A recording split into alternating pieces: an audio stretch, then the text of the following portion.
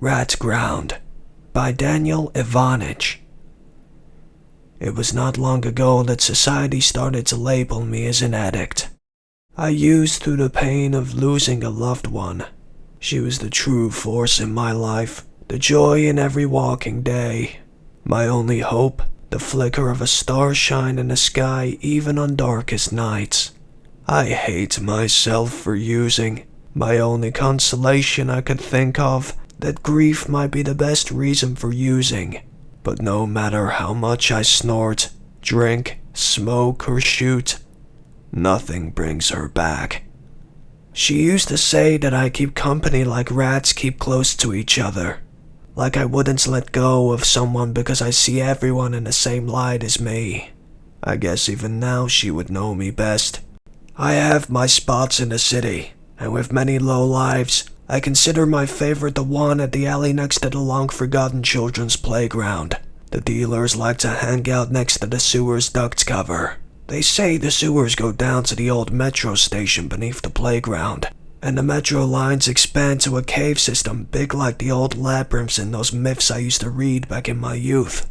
Well, funny thing is, we call this spot the Ratground. It was one of those dreamless dawns like it used to be.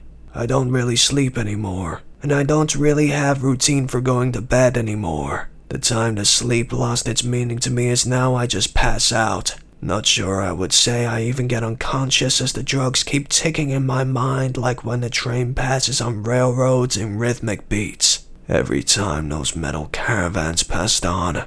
Oh God, I need another hit. Thankfully the Ratground was not too far from my home. I wasn't a homeless bum yet. I guess that does mean some hope that I wasn't out on the streets yet. I want to get better. Really, I do. But some days, or even most days, I'm just too weak. And most of this wretched time, I don't understand how this stuff is so strong to keep me wanting more.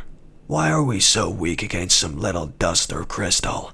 Why does this venom make our will bend around in a timeless warp? I used to think I could understand how months and years define us. Now I just feel like they're a mess, and like this miasma, it is everywhere around my body, in my brain, and in my veins. The journey through the usual alleys home was at least a pleasant one. With the poison in my body, I was able to feel at least some relief. I was ready to go slumber. I was ready to wake up again tomorrow and give another try against the cold embrace of fate's eternal tragicomedy. After I walked past the same street signs and down on the one lane where I have my home, I saw something at the building I live in. It was the Fuzz, coppers, the blue force that serve and protect us. Thing is, I think they were after me.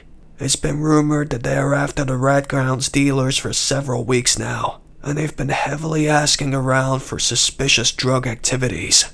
I really didn't have the stomach for this now. I needed to lay low for the night. I stared at my window and took several heavy blinks at it, and after that I just started to walk back to the Ratground. I got back to the playground of overconsumption, but feds started to ask the junkies here as well. I saw that some of the addicts walked down to the Ratground's labyrinths. I never been there and I really didn't want to go down there either. I thought that if I keep myself out of the underground, I won't be a part of it. But the blue-coated men were already too close and I was pretty sure I wouldn't be able to handle their interrogations and I would be an accomplice to my business person's capture. I had no choice but to go down where this dark, unending enslavement of a life takes its roots. I jumped down from the ladder and put my 2 feet on the wet ground. It was the sewers, no doubt. The rivers of disgusting used streams of water were running here, but there was a big street-like platform next to the muddy flow. It was big enough to house other addicts' escape routes and evidently mine as well. It was dark. Darker, I think, than any other place I've been, really. The only thing I could see is the other escapees. Some of them used their phones to light the paths. I took out mine and started to follow the lights. The other ones probably knew some way to a place where they could stay low and keep themselves safe in this night of craving. What has my life become? What the hell am I even doing here? There was no point in going back though, because the cops would definitely see it suspicious if someone crawls out of the ground. I took the same road that the others took, and hoped I wouldn't have to go too far for safety. As I followed the junkies, I heard small squeaking on the ground like rats or a mouse.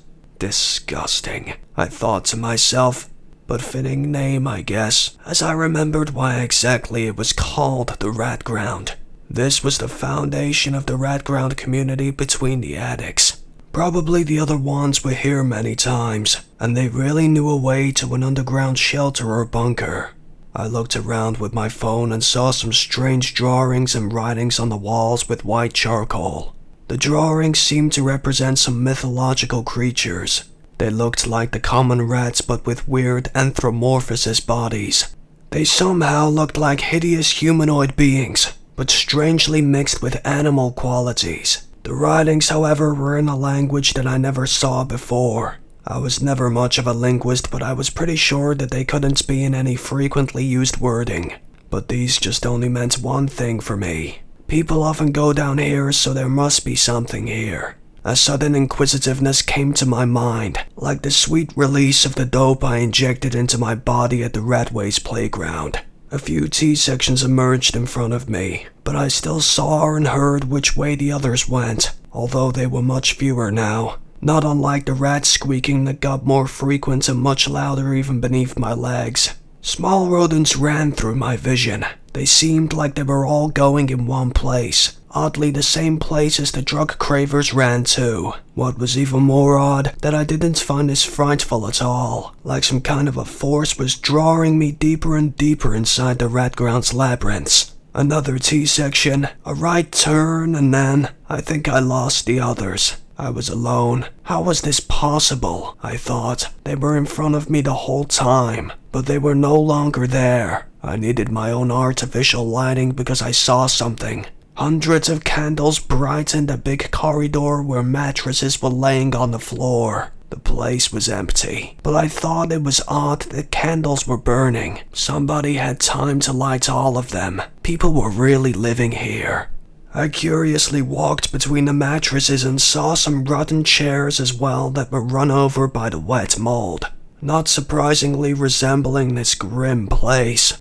At the end of the corridor was a strange big rock-like statue erected high above 8 meters. The light was focused here, and the rock figure was shining by the brightness of the candles around. It was at this moment that I realized that it's a monolith for some kind of a god. When did religion and taking drugs mix together? The walls were covered by the alien-esque calligraphy and several forms of the rat-like creatures that I saw before. Some of them had octopoid tentacles coming out of their body-like legs. What kind of a cult is this? And with that thought, I turned around, but I didn't want to go back. No, not yet. Something must be here if a place was decorated like this. Behind the stone idol I saw at the corridor's corner were 2 tunnels leading down to the same path. The tunnels had railroads on it. This must have been one of the old terminus stations of the Metro Underground used before. I took the right tunnel and went up on the railway. Thankfully, some old lamps were still in operation above the rails, so I no longer had to use my phone for light, and I could see much clearly. After a few hundreds of meters of walking, I saw some old occupied trains. I think I finally found the other addicts here. They were laying down in the trains in the craving slumber. Nobody talked. All I heard was their heavy breathing and painful moaning. But still, I didn't disturb anyone. I think most of them didn't even realize I was there. The lights above me started to flicker. First just one of them, then another, and then another. As I reached the last wagon of the train, suddenly all of the lamps started to violently flash like during an electrical surgency. The rats squeaking returned, and they were louder than ever before down in this rotten tunnel labyrinth. The black rodents beneath my legs started to run amok, but all of them hastened into one direction in front of me. I look at where they were running and hear a foul growling.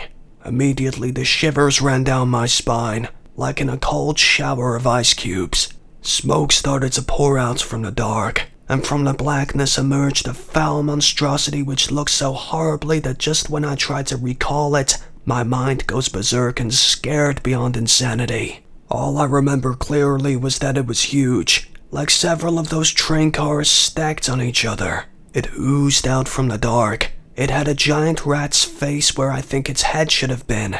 It crawled on its scary tentacles. Yet it had disgusting animal hair, and on its body was an open giant mouth with laser-sharp teeth. I wanted to run, but I was paralyzed by fear. The other junkies just laid down on the grounds and on the metro chairs. Nobody started to run. Have I really gone mad? Am I the only one who is seeing this? Yet as frightened as the experience was, I couldn't move, and some kind of force didn't allow me to move from my position. The monstrosity was getting closer every second. Rats ran all around its body, and I felt that the black smoke from its body was slowly suffocating me with its grip. I didn't remember anything else after that. I think I fainted or something, because I woke up in my flat and in my bed. At first, I thought this was a horrible dream from the meth, but the thing is I still had my clothes on, and I couldn't find the money I spent on the drugs, so it must have happened. I quickly checked the date on my phone, but it had no battery. Hastily I turned on the computer to check the time. It was the day after I went out to the Ratground. Was that even real? That day I had the worst drug-induced hangover in my life. I tried to fall asleep and rest, but I just couldn't and kept tossing and turning in my bed. The images of last night wouldn't stop popping in my head. I took a walk outside, and as I went back to the playground I asked around. I questioned cautiously the other drug fiends. I didn't want them to think I went mad. I wondered if anyone else had ever seen the monstrosity before. No one gave me a real answer, but they did look very suspicious when I asked if they knew about the shrine down at the old station. Must have been left there when the metro line was still in work, said one of the clear-minded meth merchants. Look, I suggest you don't go any deeper down this rabbit hole. Men still do not know about what perception drives them, and why, what, or who. I thought this was a half-assed philosophy, but the more his words echoed into my ear, I was entangled by it more. Who? I heard about folklore forces that drove users into obsessive worship.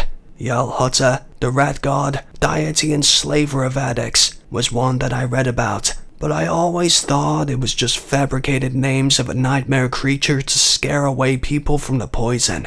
I could only think about that freakish abnormality down under the city. Well, that and one other thing.